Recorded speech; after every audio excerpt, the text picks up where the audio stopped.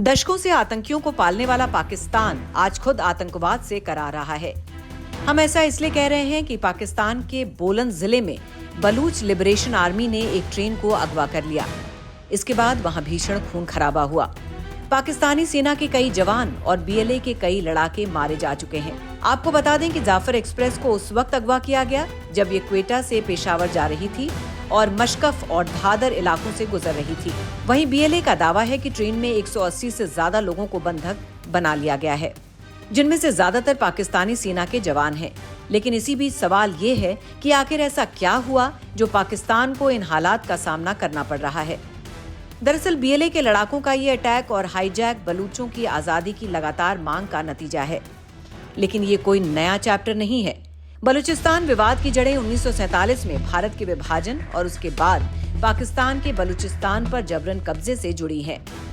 बलूच लोग cross border Pakistan, Iran और अफगानिस्तान तक में फैले एक जातीय समुदाय हैं और इस समुदाय को उनकी सांस्कृतिक, क्षेत्रीय और भाषाई पहचान के लिए जाना जाता है। ये लोग लंबे समय से अपने क्षेत्रों में हाशिए पर हैं। बलूचिस्तान के लोगों का मानना है कि भारत पाकिस्तान बंटवारे के वक्त उन्हें जबरदस्ती पाकिस्तान में शामिल कर लिया गया, जबकि वो खुद को एक आजाद मुल्क के तौर पर देखना चाहते थे। लेकिन ऐसा नहीं हो सका, इसलिए इस प्रांत के लोगों का पाकिस्तान की सरकार और वहां की सेना के साथ संघर्ष चलता रहा और वो आज भी बरकरार है। बलूचिस्तान की आजादी की मांग करने वाले फिलहाल कई अलगाववादी ग्रुप एक्टिव हैं। इनमें सबसे पुराने और असरदार संगठनों में एक है बीएलए यानी बलूचिस्तान लिबरेशन आर्मी। माना जाता है कि ये संगठन पहली बार 1970 के दशक की शुरुआत में वजूद में आया।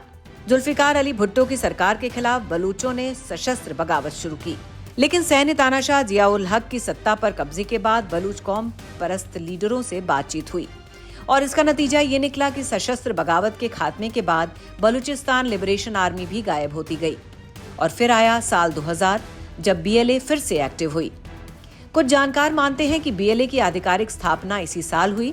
फिर साल 2000 से ही इस संगठन ने बलूचिस्तान के कई इलाकों में सरकारी प्रतिष्ठानों और सुरक्षा बलों पर हमलों का सिलसिला शुरू किया। संगठन में ज्यादातर मैरी और बुगती जनजाति के सदस्य शामिल हैं और ये क्षेत्र की आजादी के लिए पाकिस्तानी सरकार के खिलाफ लड़ रहे हैं। दूसरी तरफ पाकिस्तान सरकार बलूच राष्ट्रवादी समूहों में से कई को आतंकवादी मानती है, जहां किसी भी विरोध या सुधार की मांग को सैन्य बल की मदद से दबा दिया जाता है। इसका नतीजा ये हुआ कि बलूचिस्तान में मानवाधिकारों की हालत दयनीय हो गई। यानी पाकिस्तानी सेना पर बलूच अक्सर जुडिशियल किलिंग, जबरन गायब करने और यातायातों के आरोप लगाते हैं। आपको बता दें कि बलूचिस्तान पाकिस्तान का सबसे बड़ा और सबसे कम आबादी वाला प्रांत है।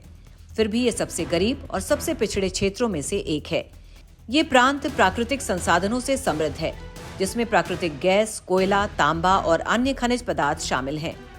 और पाकिस्तानी शासन यहाँ अक्सर जबरन खुदाई और ड्रिलिंग करती है। और अब यहाँ चीन का प्रभाव काफी ज्यादा बढ़ा है, जिसका लिबरेशन आर्मी और दूसरे हथियारबंद ग्रुप विरोध कर रहे हैं। प्राकृतिक संसाधनों से भरपूर होने के बावजूद बलूच लोगों की गरीबी और मुश्किलें कम नहीं हो रही।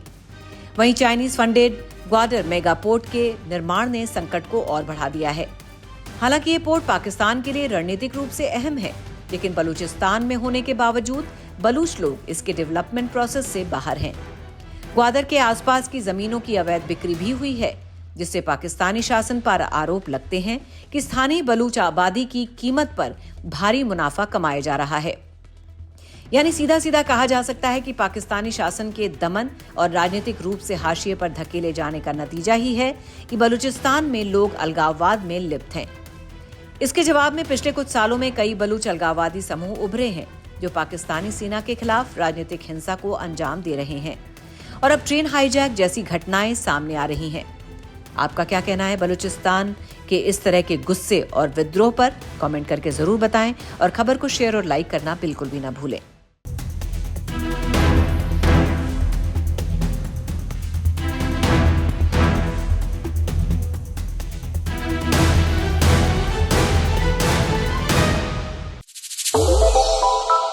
श्रेष्ठ भारत पर खबरों से जुड़े रहने के लिए चैनल को सब्सक्राइब और लाइक करें, बेल आइकन दबाएं और देखते रहें श्रेष्ठ भारत।